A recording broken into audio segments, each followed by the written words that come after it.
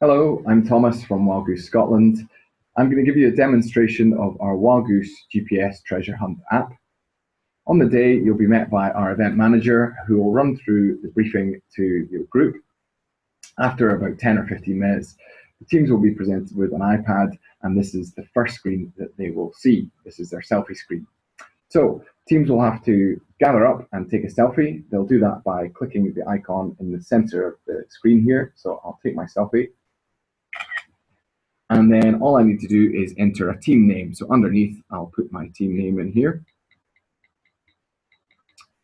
Now this page is fully customizable. We can change the icon along the top. We can also change the image in the back, and we can change the color scheme as well. So we can brand that completely to your own spec.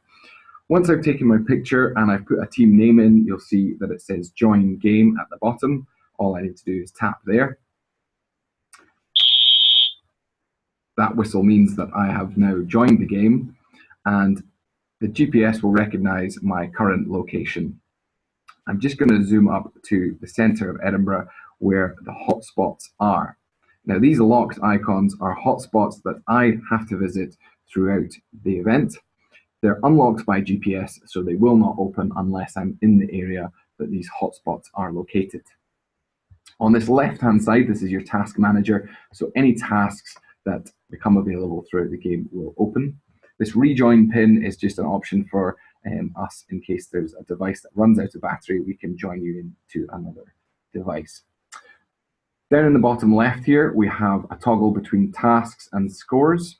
So if I press on scores, you can see that Team Thomas have scored 0 points so far. All the other teams will be listed here, and the scoreboard will hide the scoreboard around half an hour before the end of the event, so the players are engaged right up until the very end of the event itself. Down here, we have an activity feed. I just press that grey box and it shows me some of the information that's happening throughout the event. I can change the map screen if I like by pressing on this icon down here.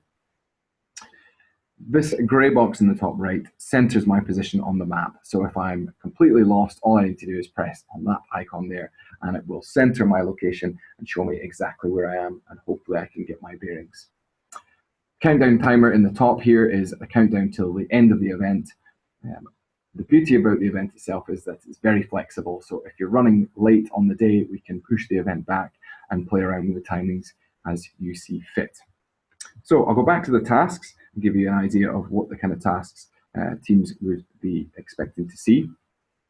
Anytime tasks are tasks which aren't associated to a hotspot, and they are generally available throughout the whole of the event. So if I tap on anytime tasks, I have a selection of different tasks here to view. So I'm going to tap on burns alike. And my challenge is to take a picture of my team with someone who looks like Rabbie Burns. So all I'm going to do is tap on take photo at the bottom. It will now bring up a photo dialog box. And I'm going to take my picture. I like that, so I'm going to use the photo. Double check that I like it. Yep, I think that looks like Rabbie Burns. Yay! I click submit, and then it says the game manager will review your submission. Now what happens once that's been done is the picture is sent through to the back end, and the event manager will score that picture and send the points back to the team. Throughout the event, there will be different activities that teams can do. Photos and videos are the most interactive, and they will all be stored for us to send to you at the end of the event. We also have a feedback step, which again appears around half an hour before the end of the event. So the feedback step just checks to see how well the teams have enjoyed their day, if there's anything that we could change in the future. It can also be bespoke to whatever you'd like. So if it was something about how well they enjoyed which speaker or which part of the conference they liked, they can enter that here. So we can give them a scalable answer. We can give them a multiple choice. So obviously my day was excellent. I can also type in what did I enjoy most about the day. And we can also have a multiple choice again. So do I know my colleagues better? Yes, of course I do. So I send that through, and again, that will be stored on the back end, and we will report to you on that as to how well the event has been received. Another example of bespoking the game is to bespoke your own challenges. So down here in values, this is an example of a bespoke question. And this is asking me what is a value we aspire to, which is not a value we aspire to at Maximilian. I'm going to say simplicity. Obviously, that was incorrect. I have another chance to answer this, and this time I'm going to go for idleness. Yay!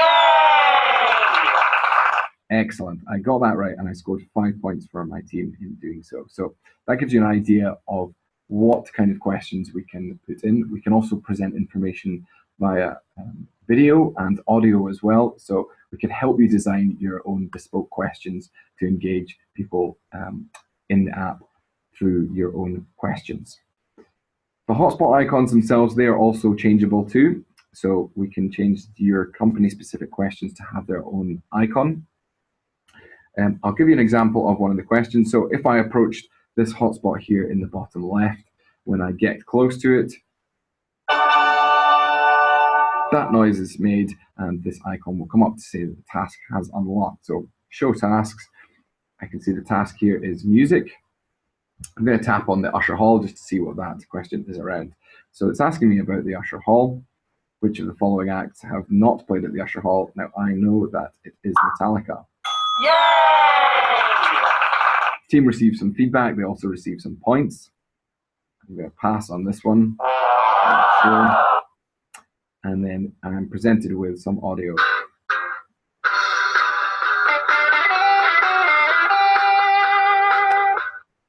Great.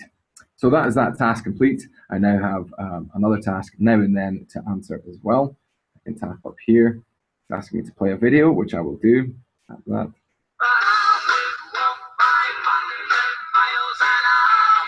A fantastic video of the Proclaimers there. So I know that the question is going to go further in depth about that video.